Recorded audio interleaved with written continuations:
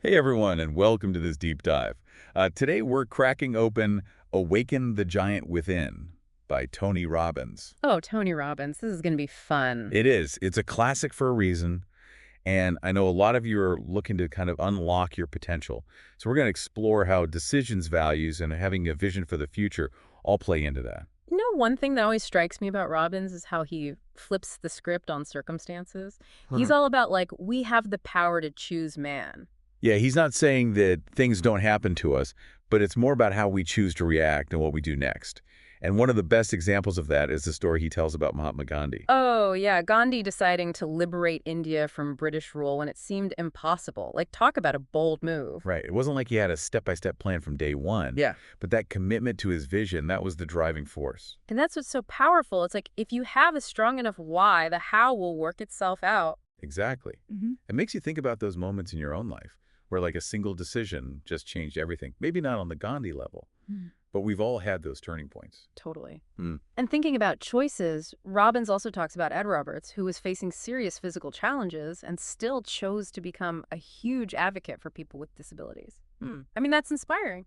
Yeah, instead of focusing on limitations, it's about seeing the possibilities and going from there. It's like building up that mental muscle. Yeah. And Robin says that's exactly what happens when you make a firm decision, like quitting smoking, and you stick with it. Even small decisions matter. It's all about proving to yourself that you can decide and follow through. Have you been putting off any decisions lately? They Maybe this is your sign to finally take that first step. could be anything. But that feeling of actually following through, that's what builds momentum.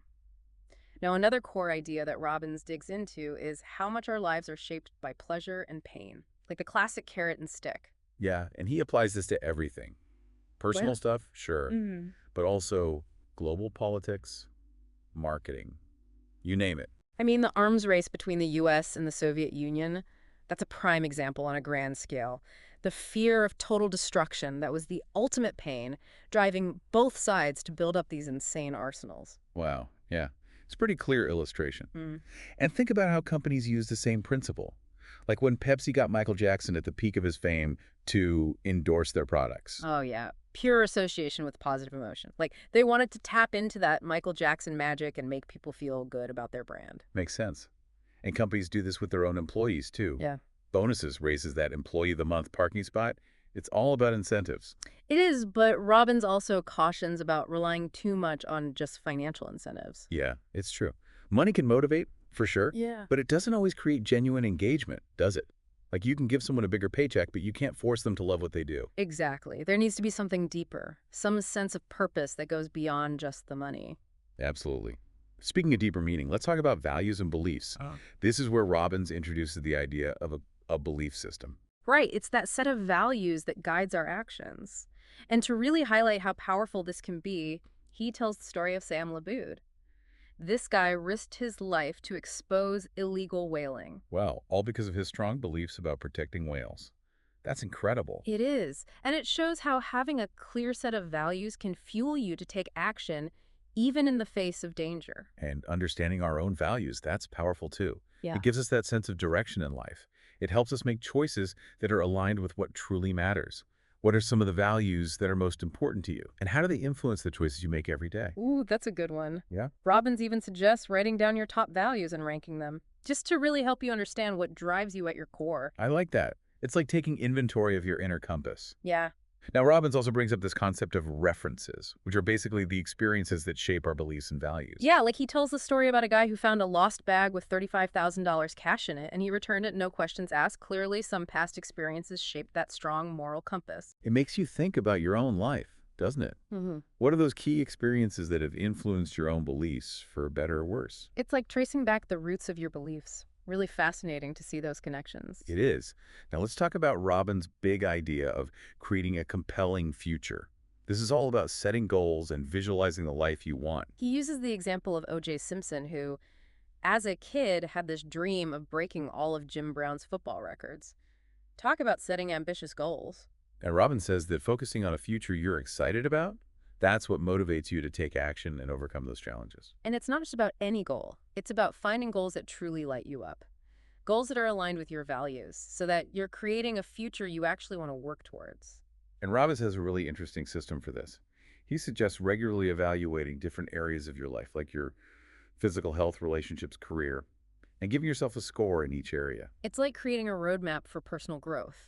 By assessing where you are, you can see what areas are thriving and what areas might need more attention. All right, are you ready for a challenge? Robbins throws out this 10-day mental challenge where you try to go 10 days without a single negative thought. Sounds easy, right? Huh. Yeah, right? Even Robbins admits it's way harder than it sounds. But the benefits could be huge. The idea is that you become so much more aware of those negative thought patterns, Yeah. and then you can start to replace them with more positive and empowering ones. It's like rewiring your brain for success. And it actually ties in perfectly with what we were talking about earlier with those mental ruts we get stuck in. Oh yeah, those grooves that our thoughts get stuck in. Exactly. By choosing our thoughts, we can literally create new, more positive grooves. It's a powerful way to change our mindset and ultimately our lives. And that's what it's all about, right? Yeah. Changing our mindset so we can create the life we want. Absolutely. Robbins gives us the tools, but it's up to each of us to use them. He provides the roadmap, but we got to take the journey. Love that analogy. Right. So are you ready to start creating your compelling future? Let's do it. You know, it's amazing how much our thinking really affects how we feel and how we act. Like we get stuck in these mental patterns, and it's hard to break free. Robbins actually calls those grooves, like those well-worn paths in our brains that we just automatically follow. But the good news is we can create new ones, more empowering ones, if we're willing to put in the work. So it's not about ignoring the negative thoughts. It's more about consciously replacing them with positive ones. Exactly. And Robbins gives us a bunch of practical tools to do just that. Right. One of the coolest things he talks about is the link between our physical state and our emotions. Like they're two sides of the same coin. Yeah, he calls it the science of neuroassociative conditioning. But it's basically saying that our emotions aren't just in our heads, they're tied to our bodies. Exactly. Like he uses this example of trying to describe the feeling of depression. Yeah. You can't really do it without physically slumping over, dropping your gaze, and sighing. Uh-huh. It's so true. And the moment you do that, even if you weren't feeling down, before you start to feel a bit depressed. Because your body is triggering those emotions. And it works the other way, too. If you want to feel more confident, stand up straight, breathe deeply, and smile. That's a great point. So if we can change how we feel by changing our physical state, what about our language? Can words have a similar impact? Robbins believes they absolutely can. He introduces this concept of transformational vocabulary, which is all about choosing words that empower us instead of limiting us. Yeah, I love that. It's Yeah. like giving our inner dialogue a makeover. Instead of saying, I'm stressed, you can say, I'm feeling challenged. It totally changes the perspective. Exactly. Even small tweaks in our language can shift our emotions. Robbins tells this story about a businessman who felt overwhelmed and kept saying he was in a box. Oh yeah, I remember that one. Yeah. And Robbins helped him reframe the whole situation by simply changing the word box to squirt gun. Right. By imagining himself being attacked by a squirt gun, the situation suddenly felt less threatening, more manageable. It went from feeling trapped to feeling almost playful. It's crazy how much power a single word can have. And speaking of shifting perspectives, Robbins also talks about the power of metaphors. He describes them as mental shortcuts that help us understand complex ideas by relating them to something familiar, like how we often give female names to ships and airplanes. It's true. We call them she and talk about their beauty and grace. Do you think it's because we subconsciously treat them with more care when we think of them in feminine terms? It's an interesting thought, isn't it? It just shows how our language shapes our perceptions and ultimately our actions. Now, Robbins doesn't shy away from the tough stuff either. He talks about overcoming pain and adversity, and he makes a key distinction between experiencing pain and suffering. He says pain is inevitable. It's a part of life. But suffering, that's optional. Exactly. Suffering comes when we resist the pain, when we hold on to it instead of letting ourselves feel it and move through it. He uses this awesome metaphor of a flowing river to illustrate this. I love that one. Imagine standing in a river. The water keeps flowing just like life keeps throwing challenges our way. If you fight against the current, you'll just get swept away. But if you surrender to it, you can navigate it with more grace. Exactly. It's about acknowledging what is and moving with it instead of getting stuck in resistance. There's that saying, what you resist persists. It's so true. The more we fight against something, the stronger it becomes. But when we accept it, we can start to heal. And acceptance doesn't mean giving up or being passive. It's about seeing the situation for what it is so you can move forward in a healthier way. Robbins also talks about the importance of having a strong support system, especially when things get tough. It's like having your own personal cheering squad. It's crucial to surround yourself with people who believe in you, who lift you up, and encourage you to be your best. And he also warns against being around people who just constantly validate your pain. That's a good point. It makes you think about the people in your own life. Who are the ones who truly support you? Who challenges you to grow? Who helps you see the possibilities even when you're feeling down? Those are important questions to ask. The people we spend time with have a huge influence on our beliefs, our values, and ultimately our happiness. It's like that saying, you are the average of the 5 people you spend the most time with. So choose wisely. We've covered so much ground today, from the power of decisions to the role of pleasure and pain, the significance of values and beliefs, and even the importance of creating a compelling future. What's really resonating with you from all of this? For me, it's that emphasis on taking responsibility. It's not about blaming others or dwelling on the past. It's about recognizing that we have the power to choose our thoughts, our emotions, and our actions.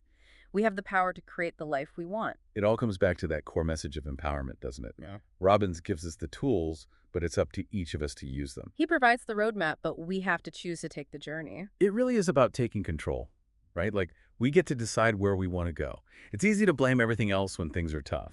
But Robbins is like, hey, look inward. What can you actually control? And he doesn't see challenges as like the end of the road. It's more like an opportunity to learn and grow. Yeah, he talks about turning poison into medicine.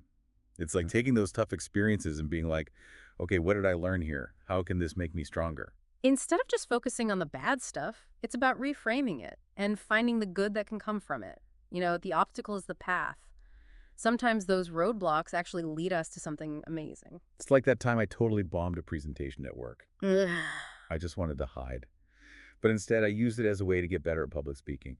And honestly, I'm kind of glad it happened because it pushed me to grow. There you go. You turned a potentially negative experience into a positive one. Now, another cool concept Robbins talks about is modeling. So modeling is basically learning from the people who are already killing it, right? Find those who've achieved what you want and figure out how they did it. Exactly. It's like having a mentor, but you don't actually need direct access to them. You can learn from their books, interviews, their actions, anything. And Robbins breaks down exactly how to do that. He uses his background in neuro-linguistic programming to show us how successful people think and act. And then he teaches us how to do the same things. It's like, why reinvent the wheel, right? We can learn from the best and apply their wisdom to our own lives. Now let's talk about success. Robbins spends a good chunk of time on financial mastery. And it's not just about getting rich. It's about having the knowledge and skills to manage your money well, so you can live a life where finances aren't a constant stressor. He talks about having a clear financial plan, understanding different investment strategies, and even cultivating a mindset of abundance. Right. Instead of feeling like there's never enough, it's about believing there are endless opportunities and resources out there. And that abundance mindset goes beyond just money. It's about all areas of life, seeing the wealth of experiences, connections, possibilities that are all around us. And that ties into giving back. Robbins is a huge advocate for philanthropy. He believes that true wealth is about more than just money. It's about using what you have to make a positive impact. Yeah, it's not just about what you get. It's about what you give. So we've covered a ton today. The power of decisions, the role of values, the impact of our experiences, the importance of vision, and even financial mastery. It's been quite a journey through Awaken the Giant Within. What's your biggest takeaway? What sticks with me is that reminder that we're way more powerful than we think. We have the ability to shape our thoughts, our beliefs, our actions, and ultimately our lives. It's a call to action to wake up and realize our potential. I love that. And as we wrap up this deep dive, I have one final thought-provoking question for you. If you could design any future for yourself, what would it look like? And what's one small decision you can make today to start moving towards that vision?